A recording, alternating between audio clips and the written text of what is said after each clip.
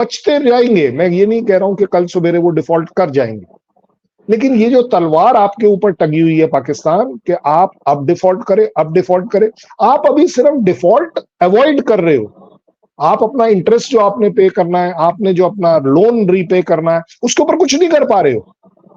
आपने सडनली देखा कि ये वही यूएस है जो इंडिया के लिए कहाँ एक टाइम बोल रहा था कि हम किसी को वीजा नहीं देंगे और करेंगे, और बाद में आप देखते हो कि किस तरीके से वो इंडिया के प्राइम मिनिस्टर को ट्रीट करता है, जिस तरीके से वो गले मिलते हैं, जिस तरीके से ट्रंप साहब अपनी इलेक्शन रैली में स्पेशली मोदी साहब को बुलाते हैं वगैरह। भारत का, मैं ये नहीं कहूंगा कि यूएस जितना बड़ा से है, लेकिन एक उभरता हुआ बढ़ता हुआ से है। भारत की एक जो इकोनॉमिक दायरा जो बड़ा है, एक कल्चरल दायरा बड़ा है, एक पॉलिटिकल स्टेबिलिटी की वजह से दायरा बड़ा है, क्योंकि लोगों को दिख रहा है कि यहां पॉलिटिकल स्टेबिलिटी है। अगर कोई डिसीजन आज लिया जाएगा अगले 10 साल काम आएगा। ये वही यूएस है जो कि क्लैरिटी के साथ पाकिस्तान को 71 वॉर में सब कुछ देने को तैयार था, पैसे से लेकर आर्म्स से लेकर एमिनेशन से लेकर, और यूएन में उल्टा इंडिया के अगेंस्ट उस समय खड़ा था। ये वही यूक्रेन है, ये वही यूक्रेन है जिसको हमने एड तक दे दी, जिसने हमें यूएन में बोला कि नहीं इंडिया का हम सपोर्ट नहीं करते, बट फिर भी we are the same people. ये वही टर्की है जो हमारे खिलाफ दसियों बार बोलता है, लेकिन वो पहला जहाज जब उनके यहां भूकंप आया तो वो इंडिया से लैंड हुआ था। पाकिस्तान को लगा एक और झटका अपनी ही मुस्लिम उम्मा से। इस बार ईरान ने कश्मीर पे कुछ भी बोलने से मना कर दिया। वैसे ईरान को इस समय इंडिया की जरूरत भी है, क्योंकि जो इजराइल से उसकी लड़ाई चल रही है उसमें वो इंडिया का साथ मांग रहा है, और इंडिया ने अभी तक अपनी न्यूट्रलिटी दिखाई है, इसलिए वो इंडिया के खिलाफ बोलने के लिए तैयार भी नहीं है। नमस्कार, मैं हूं रोहित शर्मा और आप देख रहे हैं India matters with Rohit Sharma, और मेरे साथ हैं कर्नल शैलेंद्र साहब, डिफेंस एक्सपर्ट, इंटरनेशनल एक्सपर्ट, जो कि इसी पर बात करेंगे कि क्या ईरान इंडिया के खिलाफ बोलेगा या क्या पाकिस्तान अलग थलग पड़ता चला जाएगा। वैसे तो ऑयल पाइपलाइन का मामला भी है। ऑयल पाइपलाइन सबसे बड़ी डेंजरस चीज है। उस ऑयल पाइपलाइन एक गले में हड्डी फंस चुकी है पाकिस्तान की, न बाहर निकलती है न अंदर जाती है, क्योंकि उस पाइपलाइन को अगर पूरा करने की कोशिश की तो अमेरिका नाराज हो जाएगा। पाकिस्तान यहूदी और अमेरिकियों में फंसा हुआ है और मुस्लिम उम्मा के साथ कैसे कर सकता है, इसीलिए मुस्लिम उम्मा भी उसे धोखा दे रही है। सर, बहुत बहुत स्वागत आपका हमारे शो में। सर, इस बार दूसरे कंट्री ने पाकिस्तान को धोखा दिया। इससे पहले सऊदी अरेबिया भी दे चुका है कि उसने कश्मीर पे सपोर्ट नहीं किया। क्या पोजीशन, क्या पाकिस्तान अलग थलग पड़ रहा है? जय हिंद, नमस्कार। रोहित जी, मैं एक बात बताता हूं, पाकिस्तान अलग थलग नहीं पड़ रहा। पाकिस्तान को कोई झटका भी नहीं मिला है। पाकिस्तान को आईना दिखाया जा रहा है। दुनिया की कंट्रीज आज उसे वो आईना दिखा रही हैं जहां सच्चाई से उसे फेस करना पड़ेगा।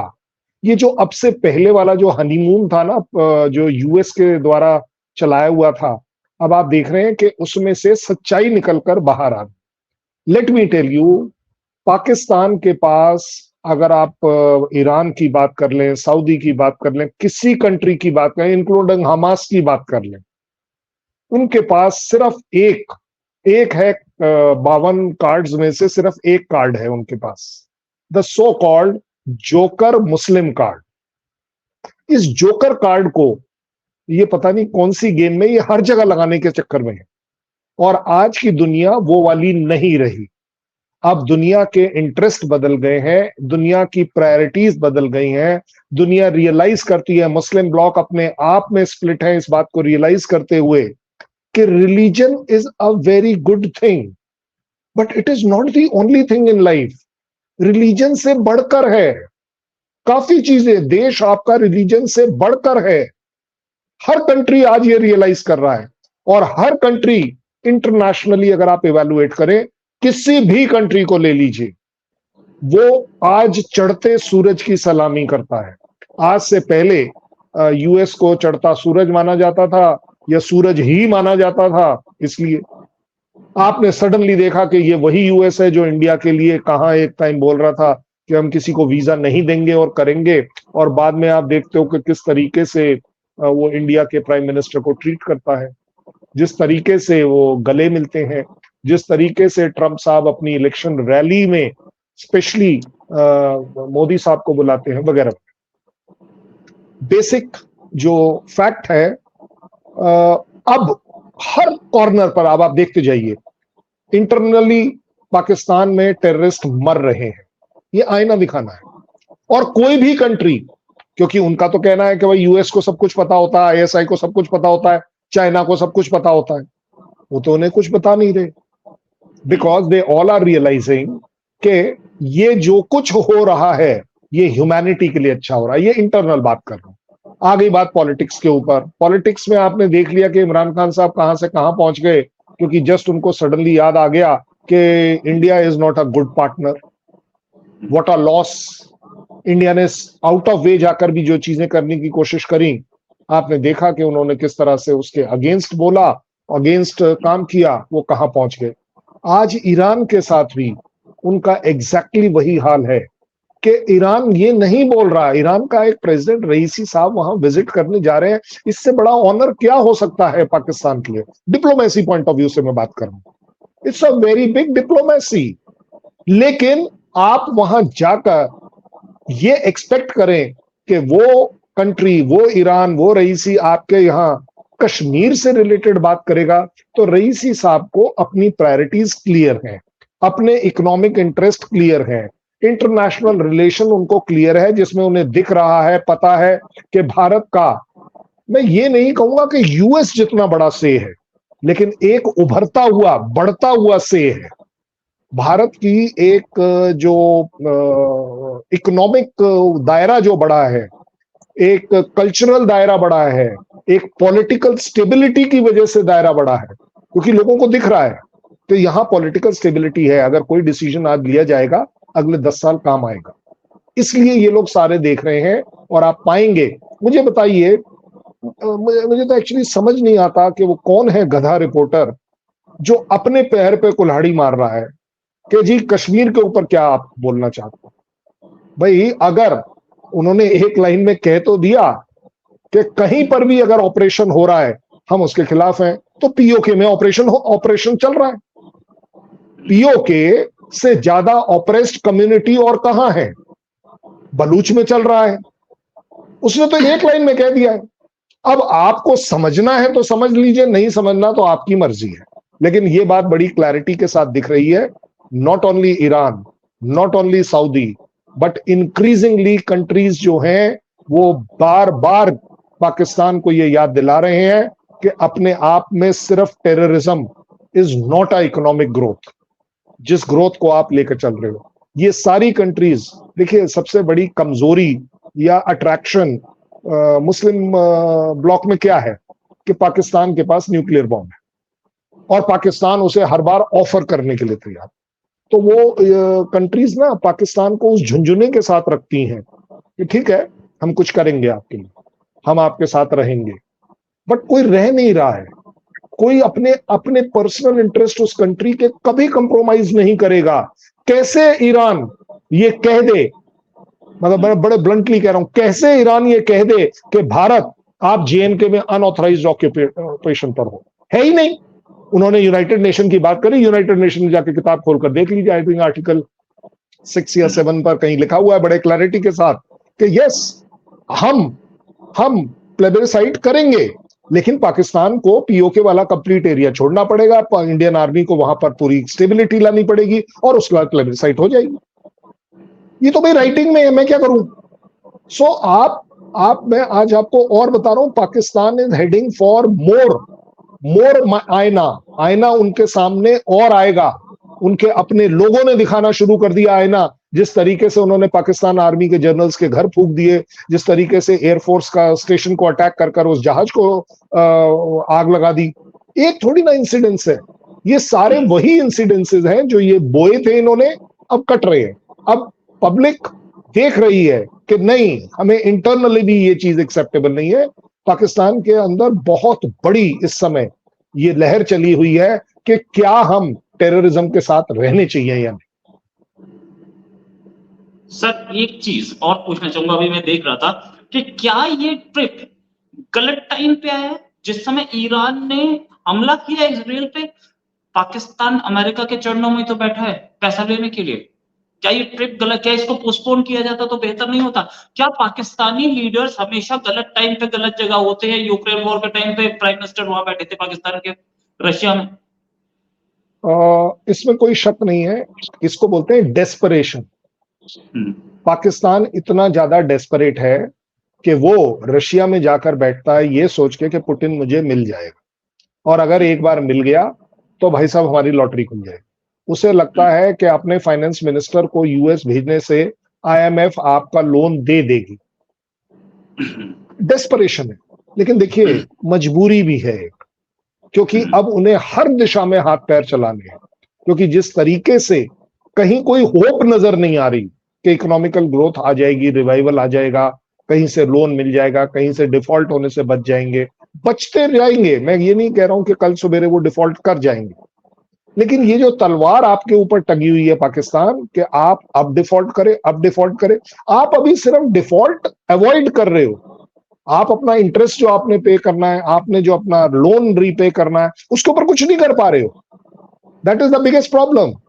और इसलिए इस डेस्परेशन में पाकिस्तान की जो गवर्नमेंट है, क्योंकि वो भी उतनी ही डेस्परेट है कि मैं अपनी गवर्नमेंट को बनाऊं कैसे, उसको रखाऊं कैसे, उसको सरवाइव कैसे कराऊं, क्योंकि कहीं ना कहीं जब तक ये गवर्नमेंट इकोनॉमिकली अपने आप को कहीं स्टैंडिंग पर दिखाएगी, पागल नहीं है जनता पाकिस्तान की, दे नो एवरीथिंग, लेकिन उनकी मजबूरी है कि अगर ये लोन्स नहीं आए, कोई भी कंट्री, मैं कह रहा हूं आज आप खुद देख लीजिए ना, चाइना तो इतना बढ़िया दोस्त है उनका, उनके हिसाब से, मेरे हिसाब से नहीं है, चाइना उनका नंबर 2 एनिमी है।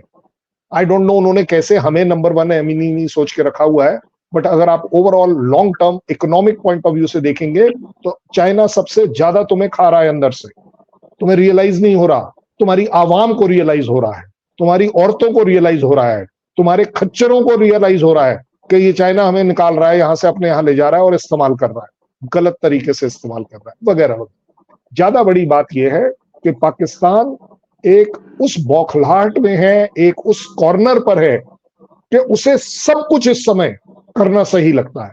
इस वजह से आप देखते हैं कि वो चीजें उनके ऊपर बूमरैंग कर रही हैं, उल्टी पड़ रही हैं उनके ऊपर, क्योंकि डिप्लोमेसी में ये कहा जाता है जब आप हारते भी हैं तो आप ये नहीं कहते कि हम हार रहे हैं, आप कहते हैं जनाब आप जीत रहे हैं, जिससे भी आप बात कर रहे हैं। डिप्लोमेसी का ये एक बहुत बढ़िया सा ये एक तरीका है एग्जिबिट करने का।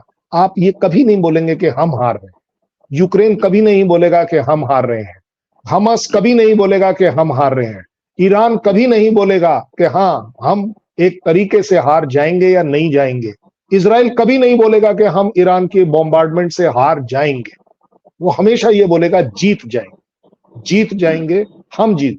पाकिस्तान अकेला इस समय वो कंट्री है जो आप देखेंगे हर जगह पर वो ये बोल रहा है कि हम प्रॉब्लम में, हम प्रॉब्लम में।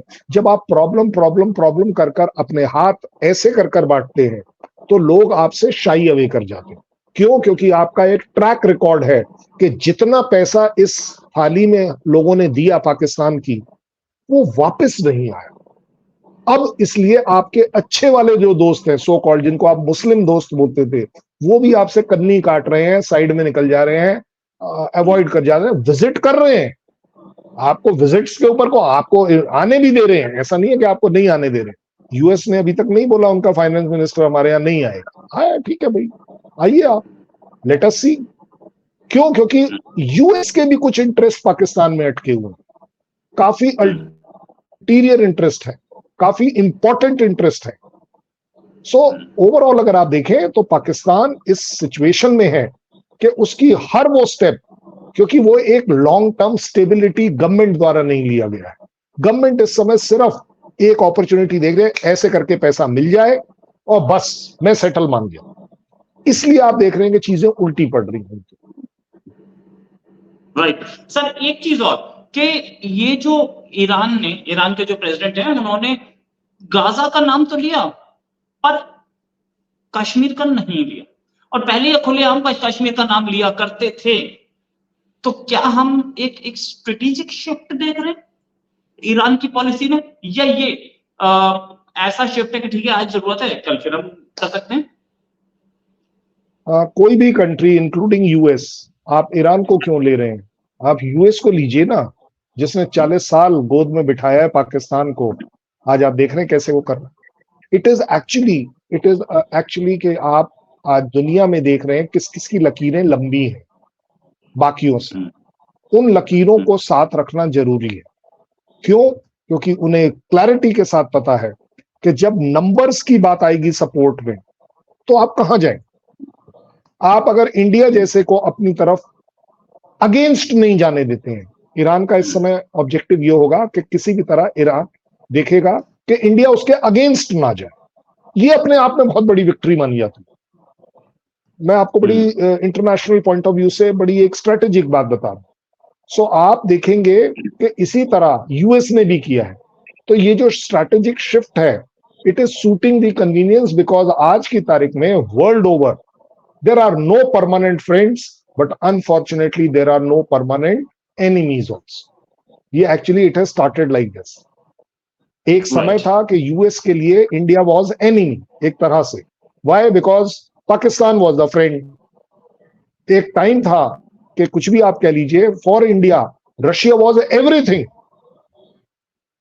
बट टुडे हम लोग भी ये बोल रहे हैं कि हम अपनी मेक इन इंडिया, हम अपने राफेल किसी और कंट्री से लेने का ऑप्शन रखते हैं।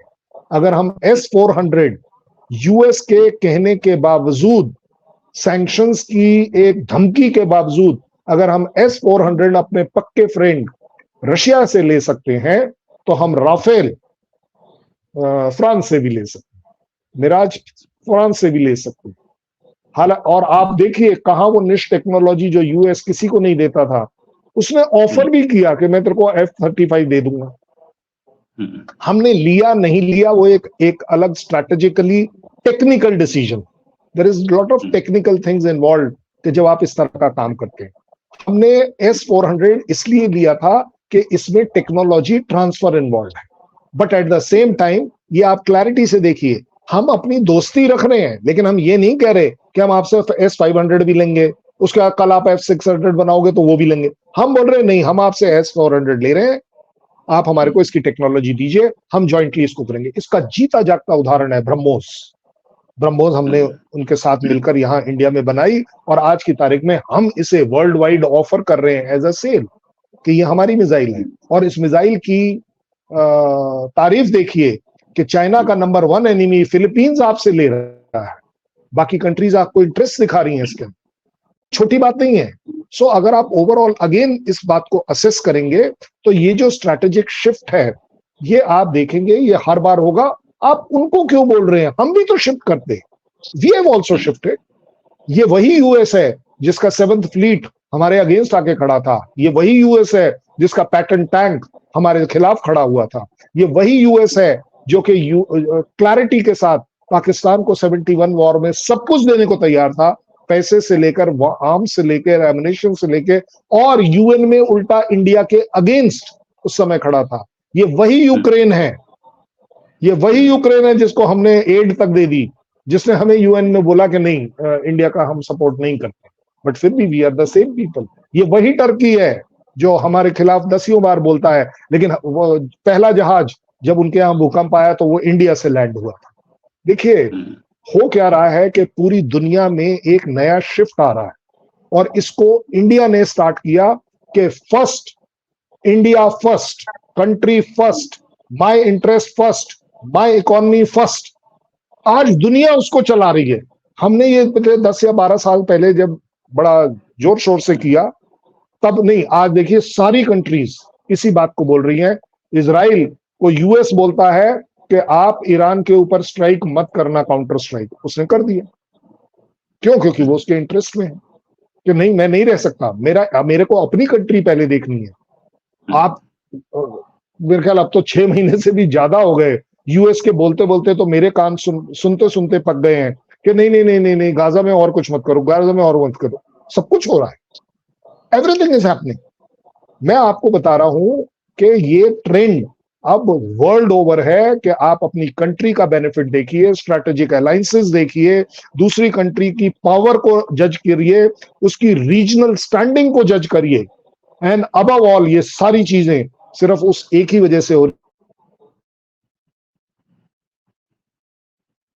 है। कितना बनता है और अगर कल इंडिया उसी की लाइन पर एक जायंट शिप की स्टेप्स चढ़ता चला जा रहा है, तो कल ये कंट्री रोक नहीं सको तो रोक लो, लेकिन रुकेगा नहीं। ये आपकी नंबर 1 इकॉनमी बनेगा। 2 साल में नहीं बनेगा, 6 साल में बनेगा, 6 साल में नहीं बनेगा, 10 साल में बनेगा, बनेगा जरूर। बिल्कुल सही, बिल्कुल सही। बहुत बहुत बढ़िया डिस्कशन था सर। उम्मीद है कि ईरान और पाकिस्तान की जो अभी डेवलपमेंट्स होंगी उस पर हम आगे फिर डिस्कशन करेंगे। अभी के लिए नमस्कार, धन्यवाद, जय Hind sir. Thank you very much, जय हिंद।